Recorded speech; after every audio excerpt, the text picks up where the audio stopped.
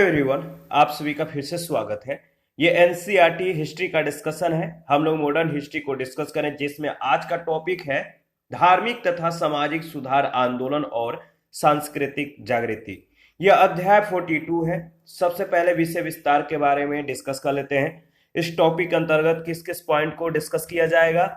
तो सामान्य परिचय, राजा राम मोहन राय के बारे में, हेनरी विवियन डेरेजियो और यंग बंगाल थियोसोफिकल सोसाइटी के बारे में, ईश्वर चंद्र विद्यासागर, पश्चिमी भारत के सुधार आंदोलन, दक्षिण भारत के सुधार आंदोलन, दयानंद सरस्वती और आर्य समाज के बारे में डिस्कस करेंगे। इसके बाद रामकृष्ण मिशन और विवेकानंद। इसके बाद हिंदू धार्मिक सामाजिक आंदोलन, मुस्लिम सुधार आंदोलन, मुस्लिम धार्मिक सामाजिक सुधार आंदोलन, सैयद अहमद खां और अलीगढ़ आंदोलन। इसके बाद देवबंद आंदोलन।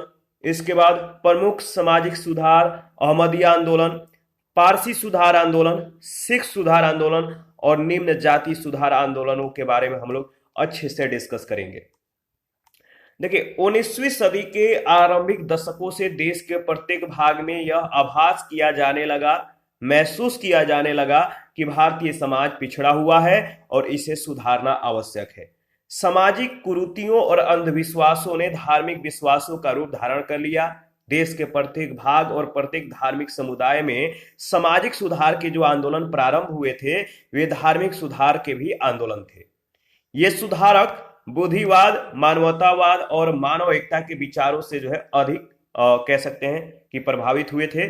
उच्च विचारों और आधुनिक विज्ञान का ज्ञान भारत में लाने में पाश्चात्य शिक्षा ने सबसे ज्यादा महत्वपूर्ण भूमिका कह सकते हैं कि निभाई। शिक्षित भारतीय भी विश्व के अन्य भागों की राष्ट्रीयता और जनतंत्र के आंदोलनों से परिचित हुए। भारतीय जनता की सर्वतोन्मुखी जागृति के लिए शुरू हुए इन आंदोलनों ने आधुनिक भारत के निर्माण की आधारशिला रखी। प्राचीन भारत के दर्शन, विज्ञान, धर्म तथा साहित्य की व्यापक जानकारी मिलने लगी, जिससे भारतीयों में अपनी सभ्यता के प्रति सम्मान और अभिमान की जो भावना है वो जागृत होने लगी। सुधारकों ने अंधविश्वासों और अमानवीय प्रथाओं के विरुद्ध शुरू किए अपने संघर्ष में प्राचीन ग्रंथों के प्रमाण प्रस्तुत किए। ठीक है, याद रखिएगा, ऐसा करते समय उनमें से अधिकांश ने धार्मिक विश्वासों की बजाय तर्क, बुद्धि और मानववाद को महत्व दिया। इसके बाद राजा राम मोहन राय के बारे में डिस्कस कर लेते हैं। राजा राम मोहन राय का जन्म 22 मई 1772 में बंगाल के राधापुर नामक गांव में एक संपन्न ब्राह्मण परिवार में हुआ था। उन्होंने संस्कृत की परंपरागत शिक्षा वाराणसी में और अरबी तथा फारसी की शिक्षा पटना में प्राप्त की। राम मोहन राय ने न केवल हिंदू धर्म का गहन अध्ययन किया, बल्कि ईसाई धर्म व इस्लाम धर्म का भी इन्होंने गहन अध्ययन किया। उन्होंने बांग्ला, हिंदी, संस्कृत, फारसी, अंग्रेजी में अनेक ग्रंथों की रचना की और इनकी कृतियों में याद रखिएगा प्रिसेप्ट्स ऑफ जीसस प्रमुख है। प्रिसेप्ट्स ऑफ जीसस किसके द्वारा लिखा गया है? राम मोहन राय के द्वारा। इन्होंने बांग्ला भाषा में संवाद कौमुदी नामक साप्ताहिक पत्रिका का भी संपादन किया। राजा राम मोहन राय ने 1822 ईस्वी में फारसी भाषा में मिरात उल अखबार और अंग्रेजी भाषा में ब्रह्म निकल पत्रिका जो है प्रकाशित की। सुभाष चंद्र बोस राजा राम मोहन राय को युगदूत कहा। सुभाष चंद्र बोस राजा राम मोहन राय को क्या कहते थे? युगदूत। मुगल शासक अकबर द्वितीय ने राम मोहन राय को राजा की उपाधि प्रदान करके तत्कालीन ब्रिटिश सम्राट विलियम चतुर्थ के दरबार में भेजा था। तो राम मोहन राय को राजा की उपाधि किसने दिया था? अकबर द्वितीय ने, याद रखिएगा। यहां पर देखिए, धार्मिक या सामाजिक आंदोलन के जो केंद्र हैं, जैसे अमृतसर में जो केंद्र रहा, याद रखिएगा, सी सभा आंदोलन का, नामधारी का और अकाली आंदोलन का। इसके बाद अलीगढ़ में अगर देखें तो देवबंद स्कूल, अहमदिया आंदोलन, पटना में वहाबी आंदोलन, बेलूर में रामकृष्ण मिशन, कलकत्ता में ब्रह्म समाज, यंग बंगाल आंदोलन। इसके बाद आगे बढ़ते हैं, राजकोट में आर्य समाज, बंबई में प्रार्थना समाज, सत्य शोधक समाज, पुणे में सार्वजनिक सभा, राजमुंद्री एसोसिएशन, दक्कन शिक्षा समाज, मद्रास में थियोसोफिकल सोसाइटी और वेद समाज, केरल में शिवगिरी बरकाका श्री नारायण धर्म परिपालन योगम। तो केंद्र याद रखिएगा। राजा राम मोहन राय को भारतीय पुनर्जागरण का पिता माना जाता है। ब्रह्म समाज धार्मिक सुधार का पहला महत्वपूर्ण संगठन था। इसने मूर्ति पूजा और निरर्थक प्रथाओं तथा रीति रिवाजों का बहिष्कार किया। इन्हें भारतीय राष्ट्रवाद का जनक भी कहा जाता है। किसको? राजा राममोहन राय को। ये एकेश्वरवाद के समर्थक तथा बहुदेववाद के प्रबल विरोधी थे। इन्हें एकेश्वरवाद के समर्थक और बहुदेववाद के प्रबल विरोधी माना जाता है। इन्होंने 1809 ईस्वी में फारसी में एक पुस्तक गिफ्ट टू मोनोथिस्ट, याद रखिएगा, 1809 ईस्वी में फारसी में एक पुस्तक गिफ्ट टू मोनोथिस्ट लिखी। इन्होंने कलकत्ता में दो प्रमुख संस्थाओं आत्मीय सभा तथा ब्रह्म समाज की जो है स्थापना की थी। आत्मीय सभा की स्थापना 1814-15 में और ब्रह्म समाज की जो स्थापना कह सकते हैं 20 अगस्त 1828 ईस्वी में की थी, याद रखिएगा। 1817 ईस्वी में डेविड हेयर डच घड़ी समाज ने राजा राममोहन राय के सहयोग से हिंदू कॉलेज तथा 1825 ईस्वी में कलकत्ता में वेदांत कॉलेज की स्थापना की। सामाजिक सुधार के क्षेत्र में राममोहन राय की सबसे बड़ी उपलब्धि 1829 ईस्वी में सती प्रथा को बेंटिंग की सहायता से प्रतिबंधित करना था। उन्होंने बहुपत्नी प्रथा का भी विरोध किया। वे चाहते थे कि स्त्रियों के लिए शिक्षा की व्यवस्था हो और उन्हें संपत्ति का उत्तराधिकार मिले। राजा राममोहन राय की मृत्यु 1833 ईस्वी में ब्रिस्टल नामक स्थान पर हुई थी, इंग्लैंड में हुई थी। ब्रह्म समाज के दो अन्य प्रमुख नेता, याद रखिएगा, देवेंद्र नाथ ठाकुर और दूसरा, ब्रह्म समाज के दो प्रमुख नेता देवेंद्र नाथ ठाकुर और याद रखिएगा दूसरा केशव चंद्र सेन थे। 1866 ईस्वी में ब्रह्म समाज में विभाजन हो गया।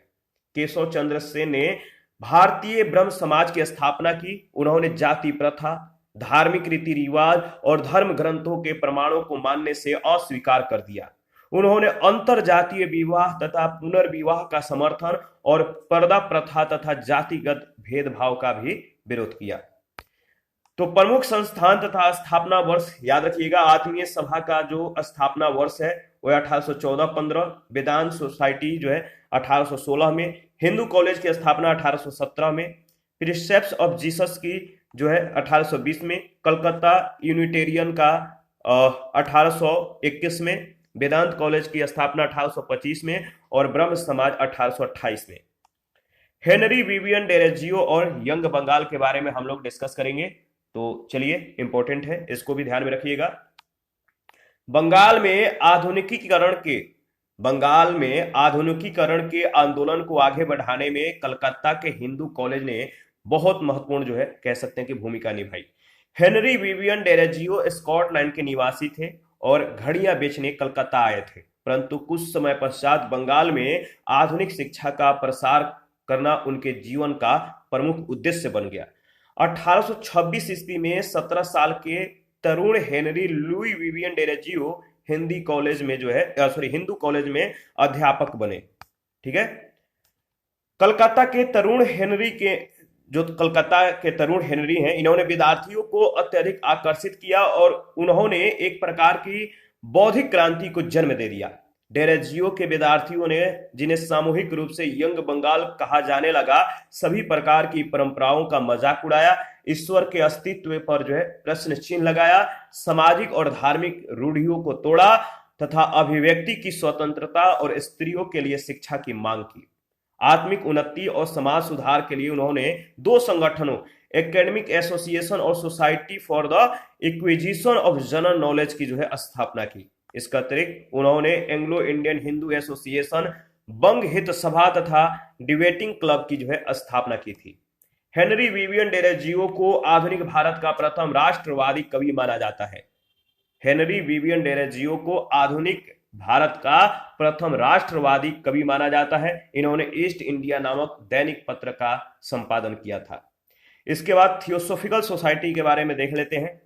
ठीक है, थियोसोफिकल सोसाइटी की स्थापना 7 सितंबर 1875 में मैडम ब्लावस्की, रूसी महिला थी, तथा कर्नल हेनरी ऑलकॉट, ये अमेरिकी सैनिक था, इनके द्वारा न्यूयॉर्क में यानी संयुक्त राज्य अमेरिका में इसकी स्थापना किया गया था।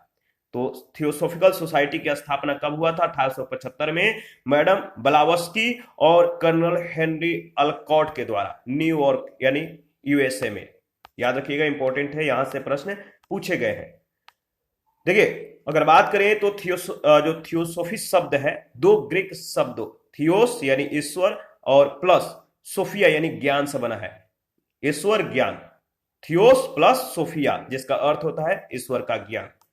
1882 ईस्वी में इन्होंने अपनी सोसाइटी का मुख्य कार्यालय जो है मद्रास नगर के समीप अड्यार यानी मद्रास में स्थापित किया। अड्यार में 1897 ईस्वी में अल्कॉट की मृत्यु के बाद एनी बेसेंट थियोसॉफिकल सोसाइटी की अध्यक्ष बनी। भारत में इस आंदोलन की गतिविधियों का जो प्रचार है एनी बेसेंट ने किया था। 1898 ईस्वी में उन्होंने बनारस में सेंट्रल हिंदू कॉलेज की स्थापना की, जो 1916 में मदन मोहन मालवीय के प्रयासों से बनारस हिंदू विश्वविद्यालय के नाम से अस्तित्व में आया। आयरलैंड में होम रूल लीग की स्थापना से प्रभावित होकर एनी बेसेंट ने भारत में होम रूल लीग की जो है स्थापना की थी। इसके बाद ईश्वर चंद्र विद्यासागर के बारे में देख लेते हैं। इन्होंने क्या किया, इनकी जो उपलब्धियां थी क्या थी, किस तरह से इन्होंने समाज में मतलब कि सुधार किए, रिफॉर्म किए। देखिए, इनका जन्म 1820 ईस्वी में एक ब्राह्मण परिवार में हुआ था। ईश्वर चंद्र विद्यासागर का जन्म 1820 ईस्वी में जो है एक ब्राह्मण परिवार में हुआ था। इन्होंने संस्कृत का गहन अध्ययन किया और 1851 ईस्वी में संस्कृत कॉलेज के प्रधानाचार्य बने। इनके अगाध पांडित्य के लिए संस्कृत कॉलेज ने इन्हें कह सकते हैं कि विद्यासागर की जो उपाधि प्रदान की थी। उनके जीवन की सादगी, निस्वार्थ सेवा, निर्भयता और दलितों के उत्थान तथा शिक्षा के प्रसार के लिए किए गए अथक प्रयासों ने उन्हें एक आख्यान पुरुष जो है बना दिया। इन्होंने बांग्ला भाषा के विकास में महत्वपूर्ण योगदान दिया था, जिसके कारण इन्हें आधुनिक बंगाल का प्रणेता माना जाता है। विद्यासागर ने स्त्री जाति के उत्थान के लिए महान कार्य किए। 1856 ईस्वी में, याद रखिएगा, 1856 में कलकत्ता में पहली बार एक विधवा पुनर्विवाह का आयोजन हुआ, जिसमें विद्यासागर ने महत्वपूर्ण भूमिका निभाई। 1856 ईस्वी में हिंदू विधवा पुनर्विवाह कानून के निर्माण में इनका महत्वपूर्ण योगदान था। पश्चिमी भारत के सुधार आंदोलन के बारे में डिस्कस कर लेते हैं। तो देखिए, 1867 ईस्वी में बंबई में प्रार्थना समाज की स्थापना की गई। इसके दो प्रमुख नेता थे, नाम याद रखिएगा, महादेव गोविंद रानाडे और रामकृष्ण गोपाल भंडारकर। उन्होंने जाति प्रथा और अस्पृश्यता के जो है मतलब कि विरोधी थे। इन्होंने इसकी निंदा की। रनाडे ने स्त्रियों के उद्धार के लिए, उनके उत्थान के लिए अनेक कार्य किए और विधवा पुनर्विवाह का समर्थन किया। रनाडे, जिन्होंने भारतीय राष्ट्रीय कांग्रेस की स्थापना में भी योगदान दिया था, इन्होंने पूरे देश में सामाजिक सुधार के कार्य को आगे बढ़ाने के उद्देश्य से 1887 ईस्वी में भारतीय राष्ट्रीय सामाजिक सम्मेलन की स्थापना की।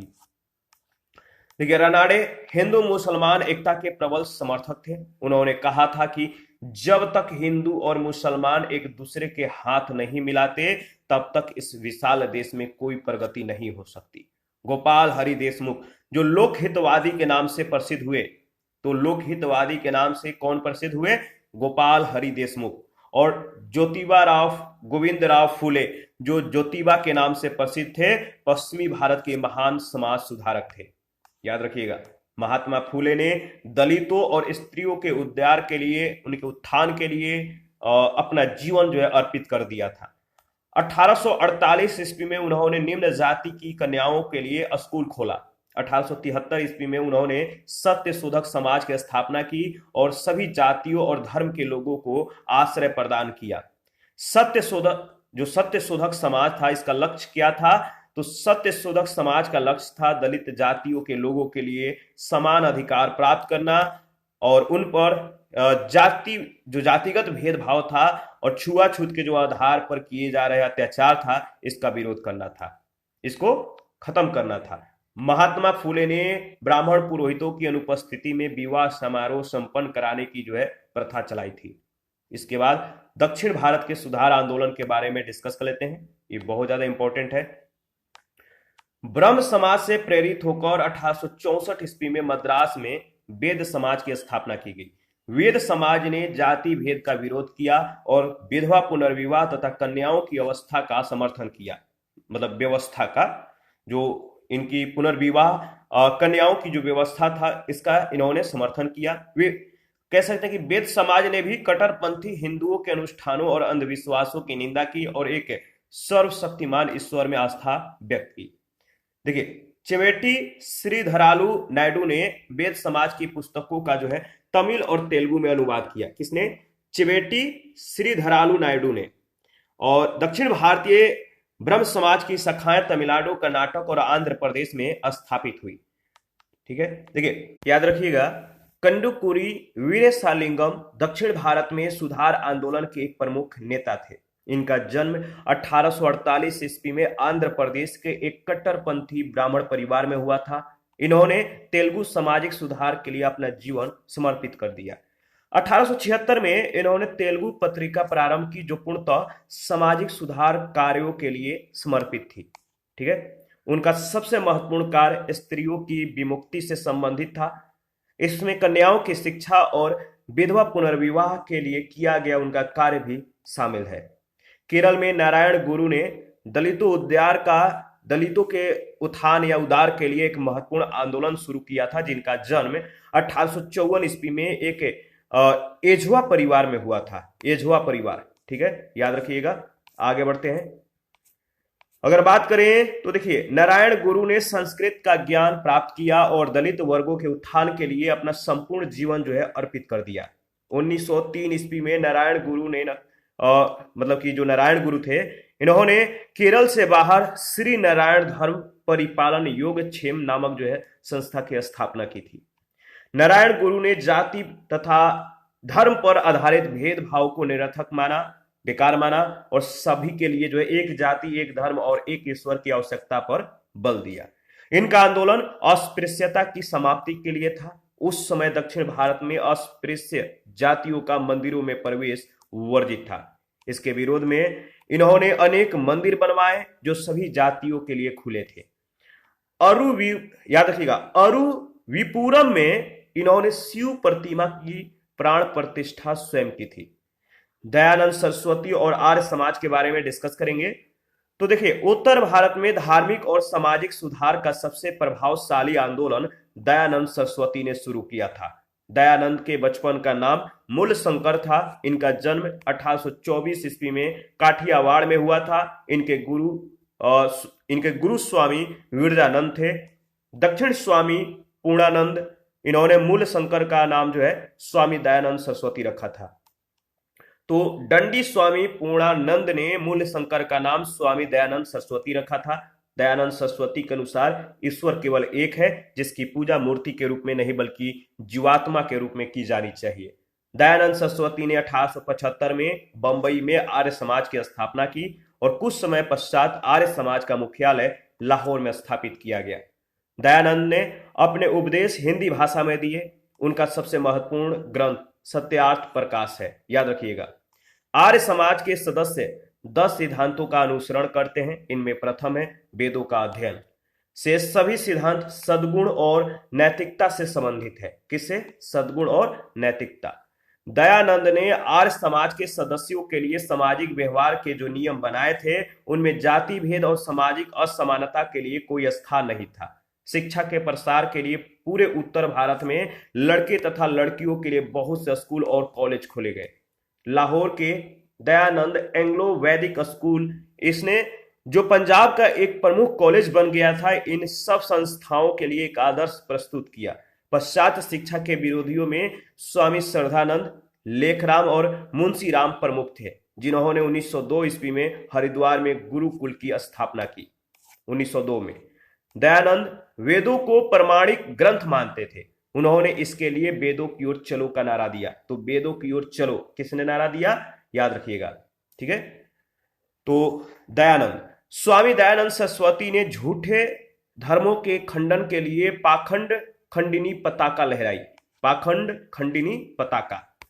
आर्य समाज का दूसरा विवादास्पद कार्यक्रम गौ रक्षा आंदोलन था। 1882 ईस्वी में आर्य समाज ने जो है गायों की रक्षा के लिए गौ रक्षणी सभा की स्थापना की। तो आर्य समाज ने गायों की रक्षा के लिए किस सभा की स्थापना की? 1882 ईस्वी में। तो गौ रक्षणी सभा। आर्य समाजी बाल विवाह का विरोध और विधवा पुनर्विवाह का समर्थन करते हैं। 1882 ईस्वी में दयानंद सरस्वती ने स्वदेशी का नारा दिया था। स्वदेशी का प्रयोग करने वाले ये पहले भारतीय थे। एनी बेसेंट ने कहा था कि स्वामी दयानंद ऐसे पहले व्यक्ति थे जिन्होंने कहा कि भारत भारतवासियों के लिए है। स्वामी दयानंद सरस्वती के द्वारा चलाए गए शुद्धि आंदोलन के अंतर्गत उन लोगों को पुनः हिंदू धर्म में आने का जो है अवसर मिला जिन्होंने किसी कारणवश कोई और धर्म स्वीकार कर लिया था। स्वामी दयानंद सरस्वती को भारत का मार्टिन लूथर कहा जाता है। तो भारत का मार्टिन लूथर किनको कहा जाता है? स्वामी दयानंद सरस्वती को। वेलेंटाइन, याद रखिएगा, वेलेंटाइन सिरोल ने बाल गंगाधर तिलक को भारतीय अशांति का जनक कहा था।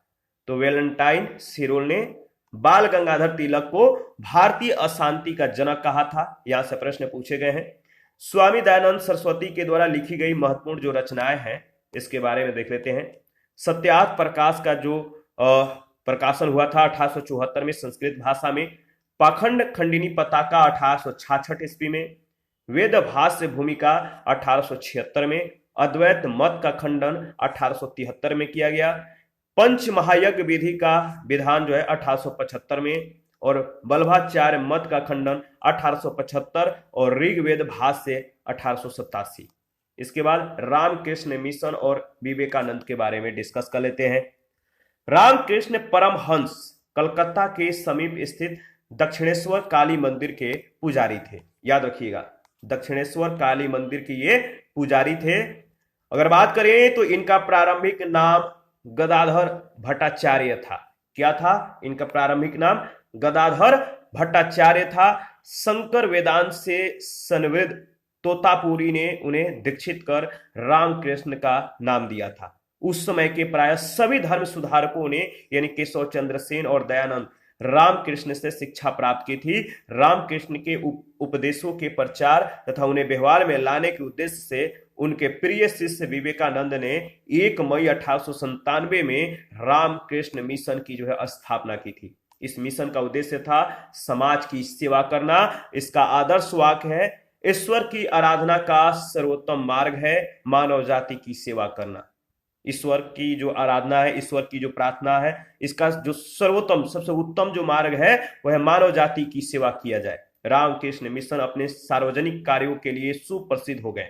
मिशन ने जो रामकृष्ण मिशन है इसने बाढ़, अकाल और महामारियों के समय राहत कार्य किया। ठीक है। विवेकानंद ने भारतीय और पाश्चात्य दर्शन का गहन अध्ययन किया था। स्वामी विवेकानंद ने प्रबुद्ध भारत व उद्बोधन, प्रबुद्ध भारत अंग्रेजी व उद्बोधन बंगाली नामक पत्रिकाओं का जो है प्रकाशन किया। राजयोग, कर्मयोग और वेदांत दर्शन उनकी प्रसिद्ध पुस्तकें हैं। तो याद रखिएगा, मातृभूमि की दुर्दशा से वे अत्यंत दुखी थे। संपूर्ण देश की यात्रा करने पर उन्हें चारों ओर गरीबी, बौद्धिक जड़ता और भविष्य के प्रति निराशा देखने को मिली। उन्होंने स्पष्ट कहा था कि अपनी इस दरिद्रता और अवनति के लिए हम स्वयं जिम्मेदार हैं। उन्होंने नई समाज व्यवस्था लाने के लिए, गरीबी दूर करने और जनता को जागृत करने के लिए भारतवासियों से आजीवन प्रयास करने को कहा। नरेंद्र नाथ दत्त का नाम बदलकर महाराजा खेतड़ी के सुझाव पर स्वामी विवेकानंद रख दिया गया था। तो याद रखिएगा, इंपॉर्टेंट है। 1893 ईस्वी में विवेकानंद ने अमेरिका के शिकागो शहर में या नगर में, यहां से भी प्रश्न कई बार पूछे गए हैं कि शिकागो में स्वामी विवेकानंद ने जो विश्व धर्म सम्मेलन है इसमें भाग लिया था। कब? तो 1893 ईस्वी में विवेकानंद ने अमेरिका के शिकागो नगर में आयोजित विश्व धर्म सम्मेलन में भाग लिया और उस सम्मेलन में दिए गए उनके भाषण ने दूसरे देशों के लोगों को बड़ा प्रभावित किया। सुभाष चंद्र बोस ने स्वामी विवेकानंद को आधुनिक राष्ट्रीय आंदोलन का आध्यात्मिक पिता कहा था। 1897 ईस्वी में दोबारा अमेरिका गए और इन्होंने न्यूयॉर्क में वेदांत सोसाइटी की स्थापना की। न्यूयॉर्क, याद रखिएगा। और 1897 ईस्वी में विवेकानंद ने कलकत्ता से 2 समाचार पत्रों का हिंदी में प्रकाशन किया। पहला था उद्बोधन और दूसरा था प्रबुद्ध भारती। ये दोनों पत्रिकाएं हिंदी में प्रकाशित किए गए थे। ठीक है। हिंदू धार्मिक सामाजिक आंदोलन, हिंदू धार्मिक सामाजिक आंदोलन, तो इसके बारे में हम लोग देख लेते हैं, इंपॉर्टेंट है। तो देखिए, अगर बात किया जाए तो आत्मीय सभा का संस्थापक कौन थे? तो राम मोहन राय थे। 1815 ईस्वी में कलकत्ता में इसकी स्थापना हुआ था। उद्देश्य क्या था? हिंदू धर्म की बुराइयों पर आक्रमण व एकेश्वरवाद का जो है प्रचार प्रसार करना। ठीक है। इसके बाद दूसरा अगर बात करें तो दूसरा जो था ब्रह्म समाज। ब्रह्म समाज का संस्थापक थे राम मोहन राय 1828 में कलकत्ता में, और इसका उद्देश्य था एकेश्वरवाद का प्रसार, और पहले इसका नाम ब्रह्म समाज था या ब्रह्म सभा था, सॉरी ब्रह्म सभा। इसके बाद धर्म सभा, इसके संस्थापक राधा कांत देव थे। 1829 में कलकत्ता में इसकी स्थापना की गई थी। इसकी स्थापना ब्रह्म समाज के विरोध में हुई और इसका उद्देश्य था हिंदू धर्म की रक्षा करना। तत्वबोधनी सभा के जो संस्थापक थे देवेंद्र नाथ टैगोर थे। 1839 में कलकत्ता में इसकी स्थापना किया गया था। उद्देश्य था राम मोहन राय के विचारों का प्रचार करना। मानव धर्म सभा का संस्थापक थे दुर्गाराम मनसाराम। सूरत में 1844 में इसकी स्थापना की गई थी। उद्देश्य था जाति प्रथा के बंधनों को तोड़ना। परमहंस मंडली के संस्थापक थे दादोबा पांडुरंग। बंबई में 1849 में इसकी स्थापना की गई थी। इसका उद्देश्य था जाति प्रथा के बंधनों को जो है समाप्त कर देना। राधा स्वामी सत्संग की स्थापना तुलसीराम ने किया था आगरा में 1861 में। इसका उद्देश्य था एकेश्वरवादी सिद्धांतों का प्रचार प्रसार करना। भारतीय ब्रह्म समाज के संस्थापक थे केशव चंद्र सेन। कलकत्ता में इन्होंने इसकी स्थापना की थी 1866 ईस्वी में, और उद्देश्य क्या था? मूल ब्रह्म समाज यानी राम मोहन राय के द्वारा जो स्थापित था, इससे अलग होकर केशव चंद्र सेन ने नई संस्था को स्थापित की जिसका प्रमुख उद्देश्य था समाज सुधार करना। इस विभाजन के बाद मूल समाज को आदि ब्रह्म समाज कहा गया। प्रार्थना समाज के संस्थापक थे आत्माराम पांडुरंग। बंबई में 1867 ईस्वी में इसकी स्थापना की गई थी। आरजी भंडारकर और एमजी रनाडे 1870 ईस्वी में इसके सदस्य बने थे, और इसका प्रमुख उद्देश्य था हिंदू धर्म के विचारों तथा प्रचलित मान्यताओं में सुधार करना। आर्य समाज के संस्थापक थे स्वामी दयानंद सरस्वती। बंबई में इसकी स्थापना किया गया था। समय था 1875 का। उद्देश्य था हिंदू धर्म में सुधार और हिंदुओं का धर्म परिवर्तन को रोकना।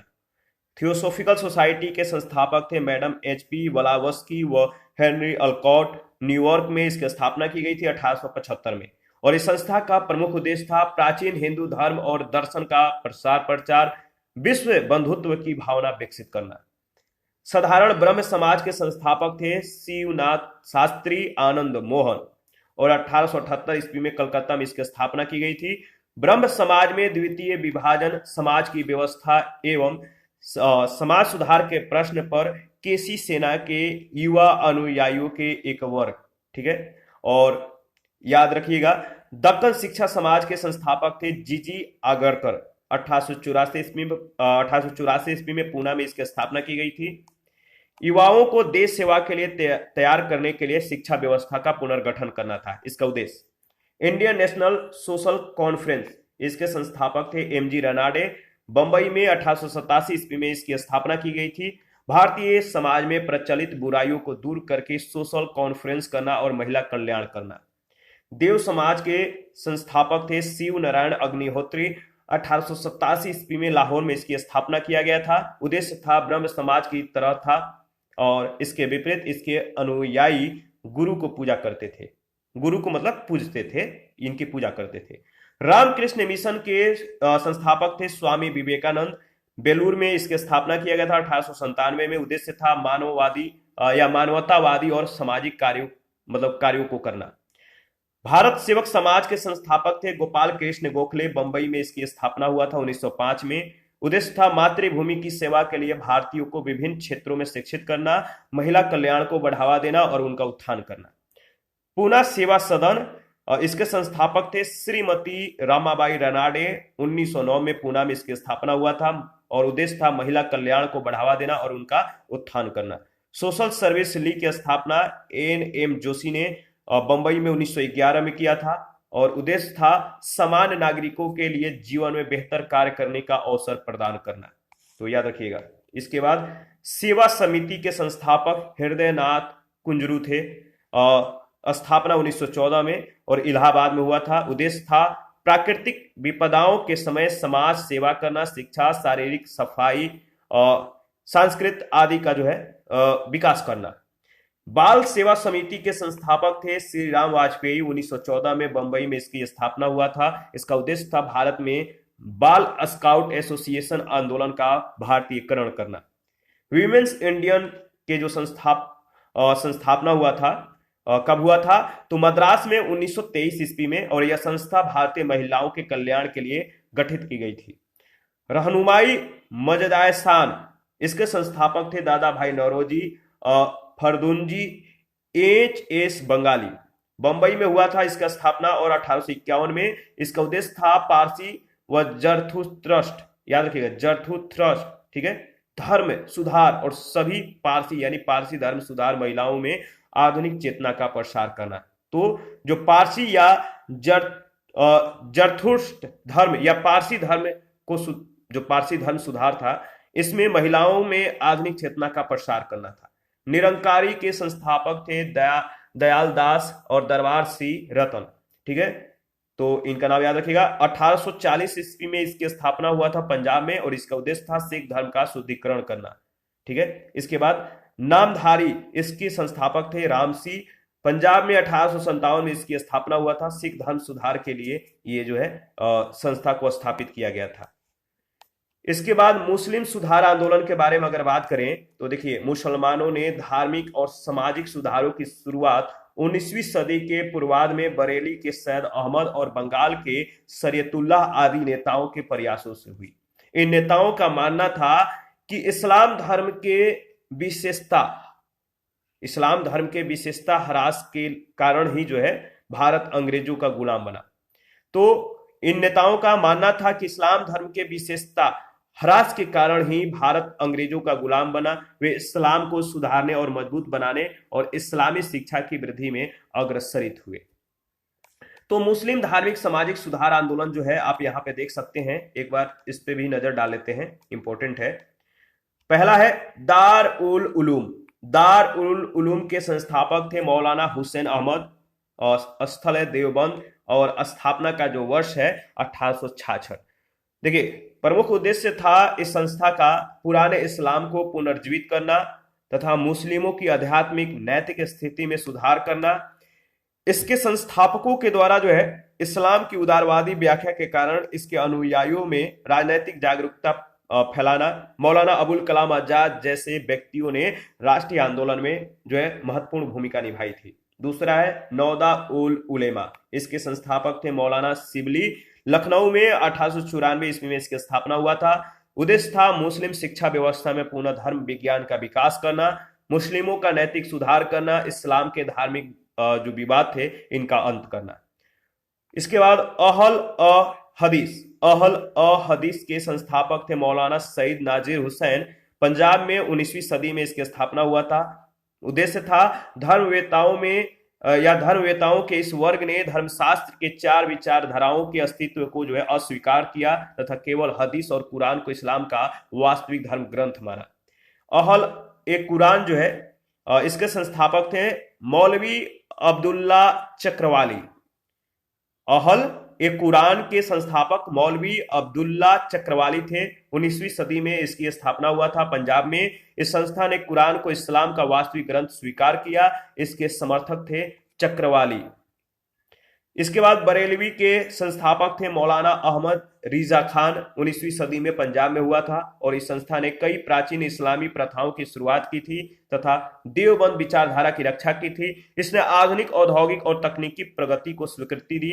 यह भारत का सर्वाधिक संगठित मुस्लिम समूह था।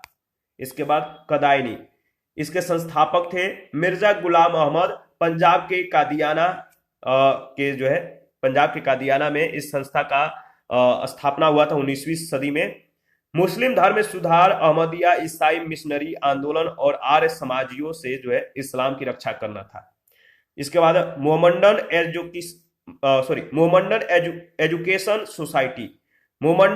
एजुकेशन सोसाइटी के संस्थापक थे सर सैयद अहमद खां। अलीगढ़ में 1886 ईस्वी में मुस्लिम जनता को पश्चिमी शिक्षा के आधार पर शिक्षित करना था इसका उद्देश्य। और सर सैयद अहमद और उनके अनुयायियों की जो गतिविधियां था इनको अलीगढ़ आंदोलन के नाम से जाना जाता है।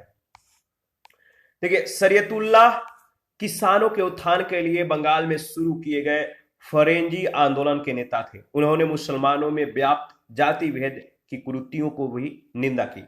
जो मुसलमानों में जाति भेद की कुरीतियां थी, जो मतलब कि गंदगी था, इनकी निंदा की। अंग्रेजी शिक्षा और उसके सामाजिक और आर्थिक लाभों से वंचित रहने के कारण भारतीय मुसलमानों में अधिक समय तक मध्य वर्ग का उदय नहीं हो सका। कुछ प्रबुद्ध मुसलमानों ने अनुभव किया कि शासकों के साथ सहयोग की नीति अपनानी चाहिए। वे अंग्रेज शासकों की मदद से अपनी सामाजिक स्थिति सुधारना चाहते थे। ठीक है, याद रखिएगा। अगर बात करें तो आधुनिक शिक्षा के प्रसार के लिए और पर्दा प्रथा तथा बहुपत्नी प्रथा जैसी सामाजिक बुराइयों को दूर करने के लिए कुछ आंदोलन भी प्रारंभ हुए। 1863 ईस्वी में नवाब अब्दुल लतीफ के द्वारा स्थापित कलकत्ता के मुस्लिम साहित्य सभा ऐसा पहला संगठन था। इन्हें बंगाल के मुस्लिम पुनर्जागरण का पिता कहा जाता है।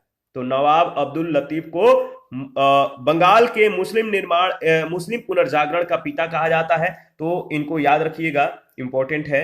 और बात करें तो देखिए, अगर बात किया जाए तो अंग्रेजों के द्वारा बनाए गए कानून व अधिनियम, अंग्रेजों के द्वारा बनाए गए कानून और जो अधिनियम थे, क्या क्या था, गवर्नर जनरल कौन थे, किस समय स्थापित हुआ था ये मतलब कानून, और इसकी विशेषता क्या थी, इन सभी के बारे में एक नजर मतलब डाल लेते हैं। तो देखिए, पहला जो कानून था नवजात कन्या हत्या कानून, नवजात कन्या हत्या कानून था। इस समय ये जो कानून था, इस समय गवर्नर जनरल थे जॉन शोर, और 1795 में यह कानून जो है आया था, और इस कानून के द्वारा कन्याओं की हत्या पर रोक लगाई गई थी। बाल हत्या निरोधक कानून जो है, इस समय लॉर्ड वेलेस्ली जो थे, ये गवर्नर जनरल थे 1804 ईस्वी में, और इस कानून के द्वारा मतलब ये जो कानून था बाल हत्या निरोधक कानून, इस कानून के द्वारा नवजात शिशुओं को मारने पर रोक लगा दी गई। सती प्रथा निषेध कानून, इस समय विलियम बेंटिक यानी इन्हीं के समय में यह कानून आया था 1829 में। इसके द्वारा सती प्रथा पर कानूनी रोक लगाकर इसे हत्या माना गया। हिंदू विधवा पुनर्विवाह अधिनियम लॉर्ड डलहौजी के समय में आया 1856 में। इस अधिनियम के द्वारा विधवा विवाह को कानूनी मान्यता दी गई। सम्मति आयु अधिनियम लैंसडाउन के द्वारा जो है सफल हुआ था। 1891 में 12 वर्ष से कम आयु के बालकों के विवाह पर रोक लगा दी गई।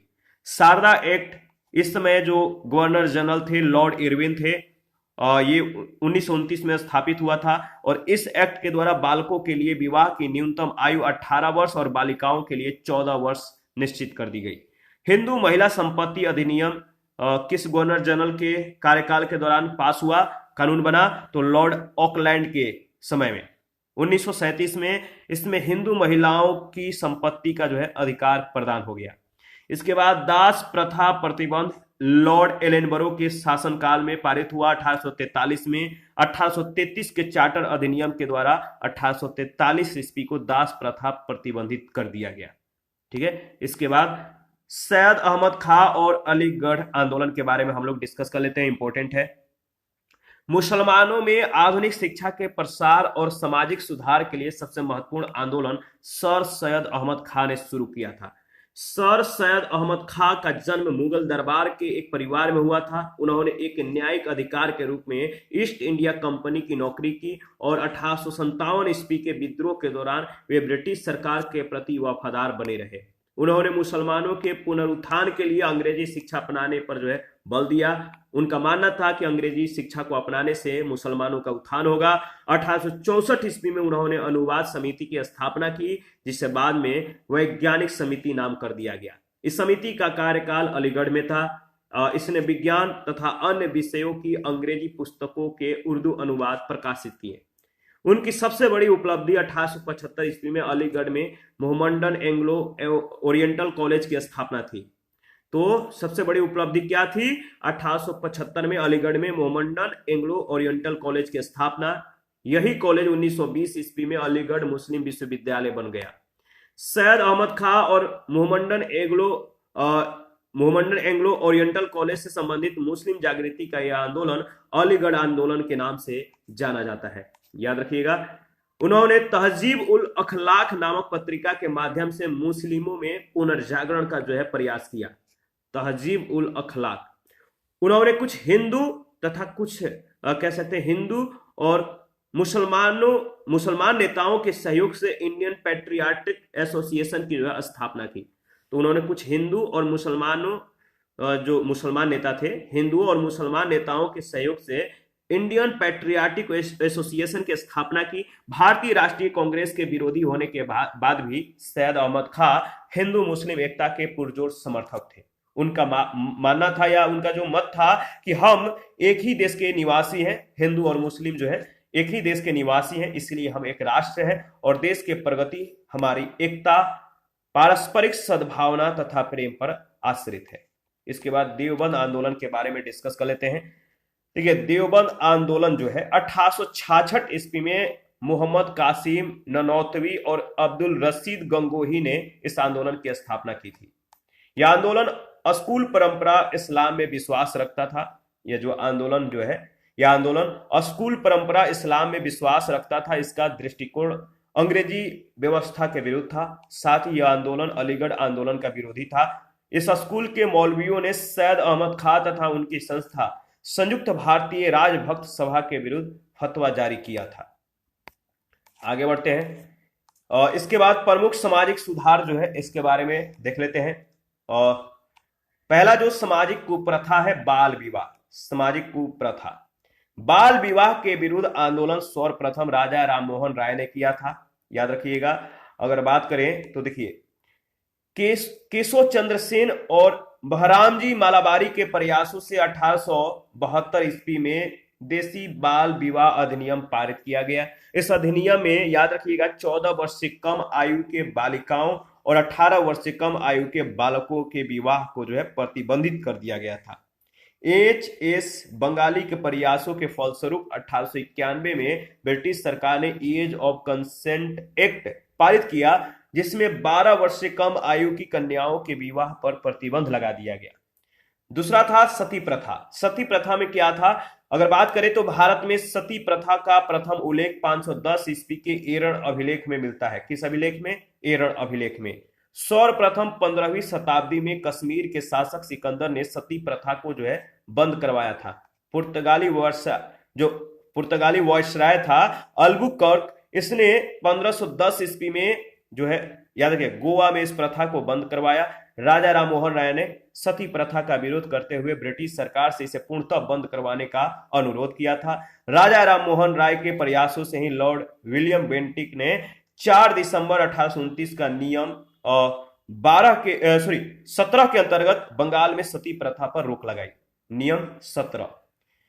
इसके बाद दास प्रथा के बारे में अगर बात करें तो भारतीय समाज में प्रचलित दास प्रथा को बंद करने के लिए 1823 ईस्वी में लिस्ट स्टैनहोप ने इंग्लैंड के ड्यूक ऑफ ग्लास्टर से अनुरोध किया था, जिसके फलस्वरूप दासों के निर्यात को बंद कर दिया गया।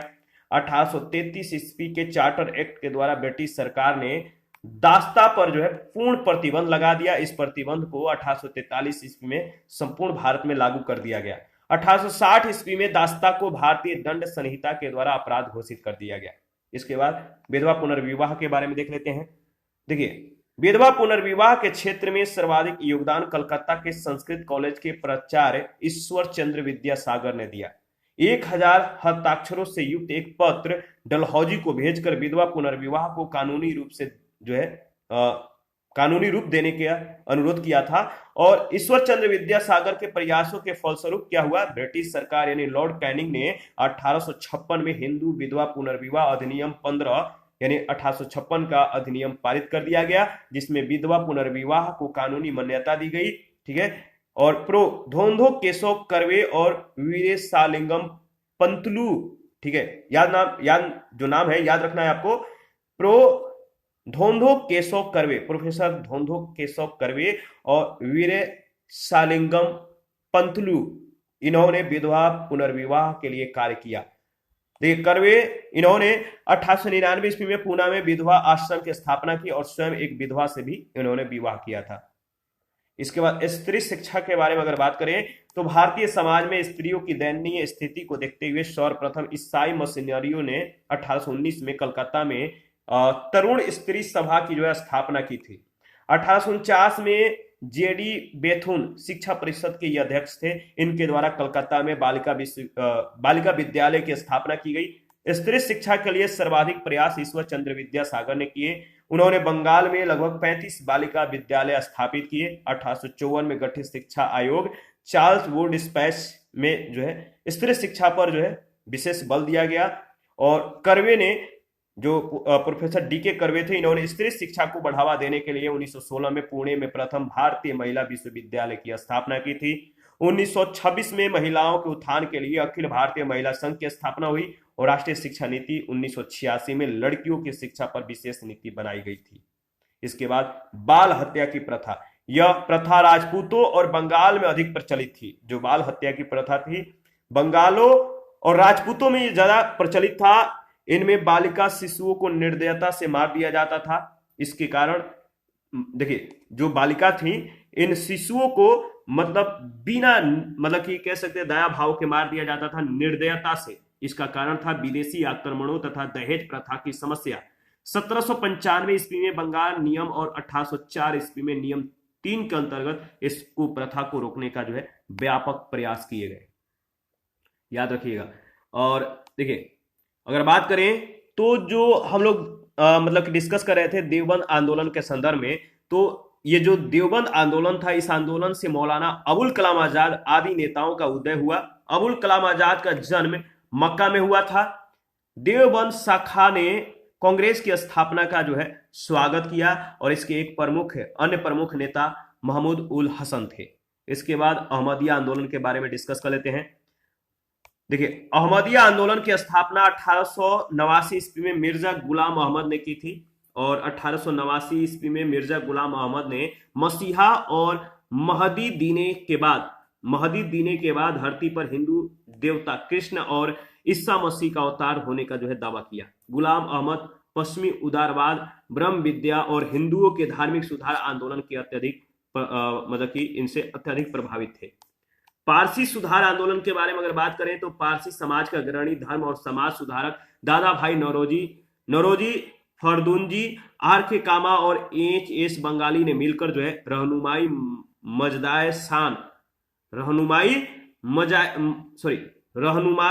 मजदाए शान सभा की स्थापना की तथा राष्ट्र गुफ्तार यानी सत्यवादी नामक पत्रिका शुरू की। इन्होंने शिक्षा के प्रसार के लिए विशेषकर जो है कन्याओं के शिक्षा के लिए अथक प्रयास किए तथा पर्दा प्रथा के विरुद्ध आवाज उठाई। दादा भाई नौरोजी भारत के पितामह यानी grand old man of India के नाम से विख्यात हैं। 1860 ईस्वी में इन्होंने इंग्लैंड में ईस्ट इंडिया एसोसिएशन बनाया, जिसमें इंडिया पत्रिका का प्रकाशन होता था, याद रखिएगा। इसके बाद सिख सुधार आंदोलन। सिखों में धार्मिक सुधार की शुरुआत 19वीं शताब्दी में अमृतसर में खालसा कॉलेज में जो है स्थापित हुई। इसकी स्थापना के साथ हुई थी।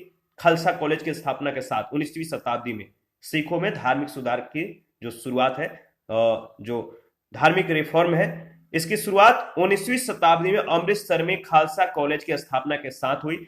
खालसा दीवान के नाम से प्रसिद्ध इस संस्था ने पंजाब में गुरुद्वारे और स्कूल कॉलेजों की जो है स्थापना की। 1920 ईस्वी में स्थापित अकाली आंदोलन ने गुरुद्वारों में प्रबंधन सुधार के लिए महंतों के खिलाफ अहिंसात्मक असहयोग तथा सत्याग्रह आंदोलन शुरू किया। 1922 ईस्वी में सिख गुरुद्वारा अधिनियम पारित हुआ और 1925 में अधिनियम को संशोधित किया गया। यह आंदोलन सिख धर्म में प्रचलित हिंदू रूढ़वादी रीति रिवाज था, इसको खत्म करने के लिए चलाया गया था। निम्न जाति सुधार आंदोलन के बारे में देख लेते हैं, 2-4 पॉइंट है, इंपॉर्टेंट है। 1924 ईस्वी में भीमराव अंबेडकर ने बंबई में दलित संस्थान बहिष्कृत हितकारिणी सभा की स्थापना की थी। भीमराव अंबेडकर ने बंबई में दलित संस्थान बहिष्कृत हितकारिणी सभा की स्थापना की 1924 में। इसका उद्देश्य था सवर्ण हिंदुओं और अछूतों में सामाजिक समानता के सिद्धांतों का प्रचार करना। इसके लिए डॉक्टर भीमराव अंबेडकर ने समाज समता संघ की स्थापना की थी। 1942 ईस्वी में अंबेडकर ने अनुसूचित जाति परिसंघ की स्थापना की। निम्न जाति में पैदा हुए अंबेडकर जीवन भर जाति प्रथा तथा छुआछूत के विरुद्ध लड़ते रहे। इन्होंने all India depressed class association की भी स्थापना की थी, यानी अखिल भारतीय दलित वर्ग संघ की। इस टॉपिक से रिलेटेड जो पहला प्रश्न पूछा गया, ब्रह्म समाज का सिद्धांत किस पर आधारित है? बताइए, ब्रह्म समाज का जो सिद्धांत है किस पर आधारित है? इसका सही जवाब हो जाएगा अद्वैतवाद पर। सेकंड प्रश्न है, निम्नलिखित युग्मों में से कौन सुमेलित नहीं है? निम्नलिखित युग्मों में से कौन सुमेलित नहीं है? तो महादेव गोविंद रानडे का जो संबंध दिया गया है थियोसॉफिकल सोसाइटी, ये जो है सुमेलित नहीं है, यानी डी ऑप्शन बिल्कुल करेक्ट ऑप्शन है। आगे बढ़ते हैं। थर्ड नंबर, प्रार्थना समाज का संस्थापक कौन था? प्रार्थना समाज के संस्थापक थे आत्माराम पांडुरंग। फोर नंबर है, निम्नलिखित में से कौन एक सही सुमेलित है? एक सही सुमेलित है वो है दी सर्वेंट्स ऑफ इंडिया के जो संबंध है, दी सर्वेंट ऑफ इंडिया का संबंध गोपाल कृष्ण गोखले से है, बिल्कुल सही है, डी ऑप्शन करेक्ट ऑप्शन। और इसी के साथ आज का सेशन समाप्त करते हैं। नेक्स्ट सेशन में भारतीय राष्ट्रवाद का उदय, इसके बारे में डिस्कस करेंगे। आप अपना प्रतिक्रिया देते रहिए, आपके प्रतिक्रियाओं का हमें बेसब्री से इंतजार रहता है। और जिन लोगों ने Telegram channel, Telegram quiz group, Facebook page, Instagram को ज्वाइन नहीं किया है, वीडियो के डिस्क्रिप्शन बॉक्स में उसका लिंक है, आप ज्वाइन कर सकते हैं। थैंक यू, मिलते हैं नेक्स्ट सेशन में।